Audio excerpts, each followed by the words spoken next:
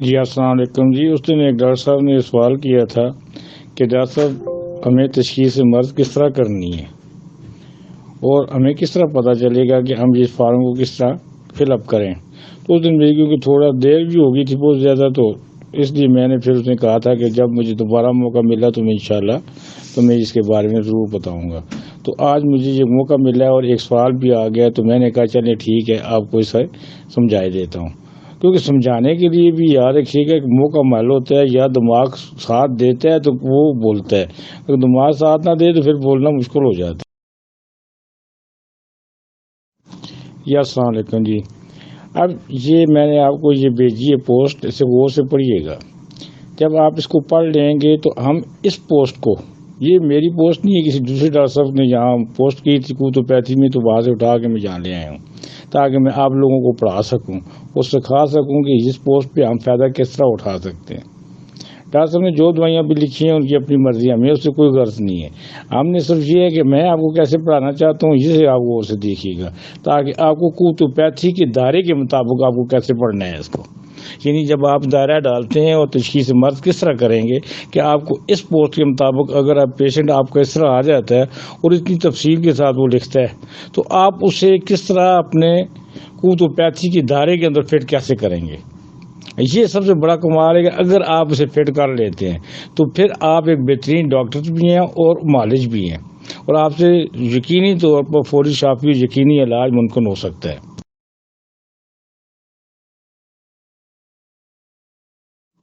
جی آپ کے پاس یہ چیز جو ہوگی پہلے سے بنی ہوئی ہوگی، موجود ہوگی، تو میں اب آپ کو اس میں فل اپ کرنے کا طریقہ بتاتا ہوں کہ آپ نے اس دائرے کو کس طرح فل اپ کرنا ہے.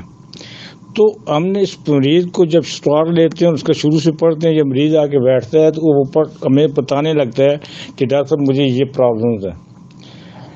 تو اس میں ہمیں جو اس کی سب سے مین چیز جو آپ سے اڈاپٹ کرنی ہے یا لینی ہے، اور وہ ہوتا ہے کہ مریض جس وقت آپ کے پاس بیٹھا ہوا ہے، جس وقت مریض آپ کے پاس بیٹھا ہوا ہے تو سب سے زیادہ وہ کس چیز پر کنسنٹریٹ کر رہا ہے، وہ کیا چیز ہے جو سب سے زیادہ وہ بول رہا ہے جسے ہم نے دور کرنا ہے.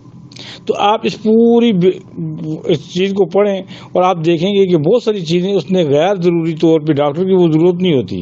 مثلا اس نے چھپاکی کی بات کی ہے تو یہ وقت گزر گیا، پھر اس کے بعد ایویان کیپسول کی بات کی ہے تو یہ وقت بھی گزر گیا. اب جو اس کا موجودہ حالت میں وقت ہے یا جسے ہم نے کنٹرول کرنا ہے یا جس کے لیے وہ پڑتا ہے مرض ہے، وہ کیا ہے جی، پہلے نمبر پہ آ جاتی ہے شوگر. آپ شوگر کو کیا کریں، اپنے پہلے نمبر خانے کے اندر لکھ لیں، ایک نمبر خانے کے اندر لکھ لیں. آپ نے لکھ دیا جی شوگر شامل ہوگی. اس کے بعد تھوڑی سی آگے پڑھیں، شوگر سے آگے نکلیں تھوڑا سا، تو وہ کہتا ہے جی مجھے بار بار پیشاب آتا ہے، مجھے بار بار پیشاب آتا ہے. یہ بھی آپ پہلے خانے کے اندر لکھ دیں کہ یہاں پہ کثرت پیشاب درج کر لیں. پھر اس کے بعد یہ کہتا ہے جی کہ میرا پیشاب کنٹرول نہیں رہتا، میرا پیشاب کنٹرول نہیں رہتا. یہ بھی آپ ایک نمبر خانے کے اندر لکھتے ہیں. اب جب یہ آپ لکھ لیتے ہیں تو آگے وہ کہتا ہے جی مجھے 2-3 بار سوتے ہوئے بھی پیشاب آ جاتا ہے یا میرا پیشاب نکل گیا تھا. تو یہ بھی آپ ایک نمبر خانے کے اندر لکھ لیں.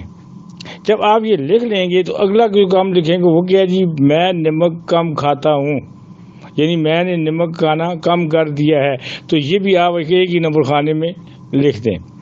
سردی محسوس کرتا ہوں، اب یہاں پہ یہ سردی کا لفظ ہے تو یہ بھی آپ ایک اور دو نمبر خانے کے اندر لکھیں، کیونکہ پہلے میں تری ہوتی ہے دوسرے میں سردی ہوتی ہے. تو آپ 2 نمبر خانے میں لکھیں سردی، اور سردی کا لفظ لکھ لیں. ٹھیک ہے جی. اور یہ تو کہتا ہے کہ مجھے محسوس نہیں ہوتا، لیکن وہ تھوڑی سی اب یہاں پہ سر پر ٹھنڈی ہوا لگے، اب یہ بھی آپ اپنے خانے میں لکھ لیں. پھر اس کے بعد کہتا ہے جی میرے سر میں درد ہوتا ہے، اور اس کے ساتھ نیچے شروع ہو جاتی ہیں. اب ٹھنڈی ہوا کے ساتھ جب نیچے شروع ہو جاتی ہے تو کہاں پہ آ جاتا ہے یہ کام بھی، یہ بھی 1 اور 2 نمبر خانے کے اندر اسے آپ لکھتے ہیں. جیسے اس نے آگے کمرے کا حوالہ دیا ہے. پھر اس کے بعد یہ پیشنٹ کچھ تو ہوتے ہیں باہر سے باتیں سنی ہوتی ہیں، وہ سنا کے آگے بڑھتا چلا جاتا ہے. اس کے بعد وہ ہم بستری کا کہتے ہیں جی، یہ بھی اپنے پاس لکھ لیں. یہ ایک دفعہ کرتے ہیں، یہ دوسری بار یہ جو کچھ لکھا ہوا یہ جھوٹ لکھا ہوتا ہے کہ میں دوسری بار پھر انتقال نہیں ہوتا ہی کچھ نہیں ایسے پیشنٹ سے، کیونکہ جو اوپر والی جتنی بھی کیفیت اس کی ہے یہ اعصابی کمزوری سے کر رہی ہوتی ہے، اور جب اعصابی کمزوری زیادہ تری بڑھ جاتی ہے تو مریض مر کے تو ایک ہی بار وہ کیا کہتے ہیں بستری کر سکتا ہے، پھر ہفتہ باقی اسے بستری کرنے کی طاقت ہی نہیں رہتی۔ اب ہمارے پاس یہ پیشنٹ آ گیا، اب ہم جاتے ہیں تشخیصی فارم کے اوپر، اپنے تشخیصی فارم کو ہم نے اسے کس طرح فل اپ کرنا ہے۔ مریض کا بی پی چیک کرنا ہے جو کہ اس نے نہیں بھیجا، آنکھوں کا رنگ چیک کرنا ہے جو اس نے نہیں بولا، زبان کا رنگ چیک کرنا ہے جو اس نے نہیں کہا، ذائقے کے بارے میں پوچھنا ہے کوئی پتہ نہیں، لیکن پیشاب کے بارے میں وہ ہمیں پوری طرح تفصیل کے ساتھ بتا گیا، پیشاب کے بارے میں ہمیں اسے پوری تفصیل بتا دی، اور پیشاب کے بکثرت پیشاب بار بار آنا اور شوگر بات آ گئی۔ اب زیادتی مرض بھی اس نے بتا دی کہ مجھے سردی سے زیادتی ہوتی ہے، مجھے سردی سے زیادتی ہوتی ہے، تو مقام مرض کون سا ہوا یا ہم نے کون سا میازم اس کا ڈھونڈ لیا، سورک بالمثل سورک آ گئی کیفیت ہمارے پاس میازم کے طور پہ۔ ہم نے سورک جب دیکھیں گے تو سورک کی جو کیفیت ہے ہم پڑھیں اسے ذہن نشین کر لیں تو آپ ایک مقام پر پہنچ جائیں گے، اسے کہتے ہیں تشخیص المرض یا تشخیصی فارم کا فل اپ کر لینا۔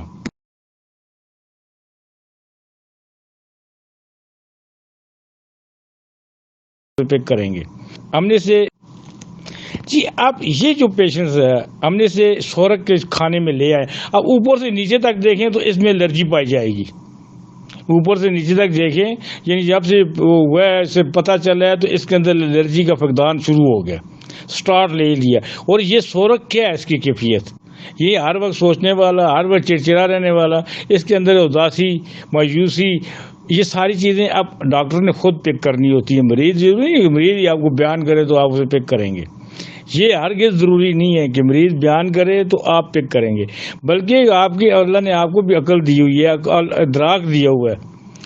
ڈاکٹر جو ہوتے ہیں وہ بڑے ذہین ہوتے ہیں، بیٹھنے زیادہ ہی مریض کی ہر بات کو سمجھ جاتے ہیں۔ تو اس طرح کیا ہوا، اعصابی پہلی نمبر طریق آ گئی، اور اس کے بعد بلغمی اعصابی 2 نمبر طریق آ گئی، پھر اس کے بعد انجیری مزاج آ گیا کہ انجیریں اس کی اعصابی طریق جب چلتی ہے تو اس کے ساتھ جو تقویت پکڑتی ہے وہ انجیری مزاج پکڑتی ہے، یعنی اس کے گلینڈز کمزور ہوتے چلے گئے ہیں، جس کی وجہ اسے مجبوراً کیا کرنا پڑتا ہے، ایویان کے کیپسول کھانے پڑتے ہیں بستری کرنے کے لیے۔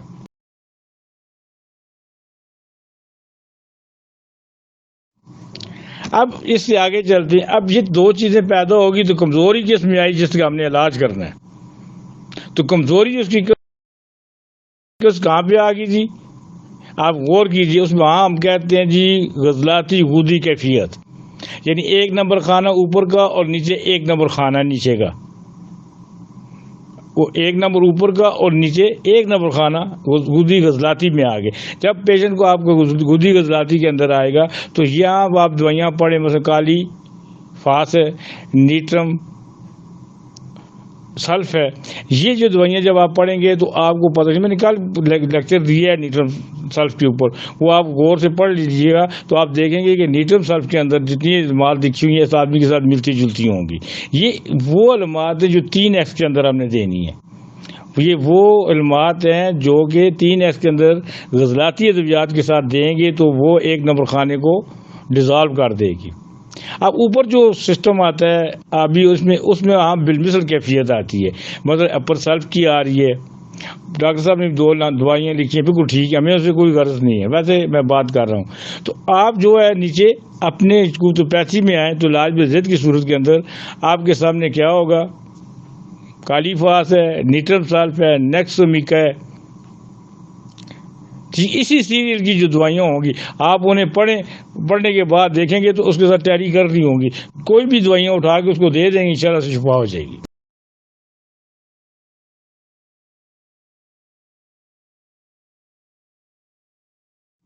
اب شوگر آ گیا، شوگر کا مسئلہ، تو شوگر کے لیے آپ اسے شوگر کی جو پیٹنٹ دوائیاں ہوتی ہیں غضلاتی غدی میں انہیں دیکھیں، خشک گرم مقام کے اوپر کون کون سی دوائیاں ہیں، مثلا وہاں پہ یہ آپ کستوری دیکھ سکتے ہیں، ماسکس کس کہتے ہیں ہم لوگ، ایمبراگریس دیکھ سکتے ہیں. دونوں چیزیں اس کی فٹ کریں گی، ایک تو اسے مردانہ طاقت دیں گی اور دوسری طرف سے اس کی شوگر کنٹرول کریں گی. اس طرح آپ اسی سیریل کے اندر جب آپ اس کے لیے دوائیاں ڈھونڈیں گے تو آپ اس کا پورا مسئلہ جو ہے وہ ہینڈل کر لیں گے. تو مجھے اب یقین ہے کہ آپ لوگوں کو یہ بات میری سمجھ آ گئی ہوگی. نہیں آئی تو اسے بار بار سنیے گا. جب آپ بار بار سنیں گے تو اس مقام تک خود بخود پہنچ جائیں گے.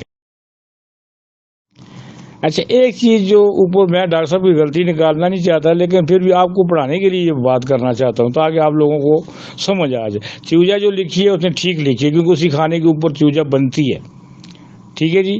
لیکن جو نیوٹرن سالٹ 30% میں انہوں نے لکھی ہے یہ غلط لکھی ہے. یہ غلط لکھی. 30% کے اندر آپ کبھی بھی نیوٹرن سالٹ کو دیں گے تو وہ پانی کی مقدار کو بڑھا دے گی، وہ پانی کی مقدار کو بڑھا دے گی، ڈھیلا کر دے گی، اور ڈھیلا کرنے کی وجہ سے کیا ہوگا، آگے سے زیادہ اس کو پیشاب آنا شروع ہو جائے گا. لیکن اسی کو جب آپ نیوٹرن سالٹ میں نے جو آپ کو بتائی ہے، آپ نے وہاں پڑھی بھی ہوگی، اسے غور سے پڑھیں، اسے غور سے پڑھیں. وہاں کلیئر طور پہ لکھا ہوا ہے، وہاں کلیئر طور پہ لکھا ہوا ہے کہ لیکو کیمیا اس طرح ایک لفظ ہے انگریزی کا، اب میرے ذہن سے لفظ نکل نہیں رہا. یعنی پانی کی زیادتی، خون کے اندر پانی کی زیادتی کا جو توڑ ہے وہ نیوٹرم سلف ہے. آپ جب بھی نیوٹرم سلف کو 3x کے اندر دیتے ہیں، 1x کے اندر دیتے ہیں تو وہ پانی کو چوس لیتی ہے، پانی کو چوس لیتی. اس کے لیے دافع شوگر سب سے بہترین دوائی سمجھی جاتی ہے.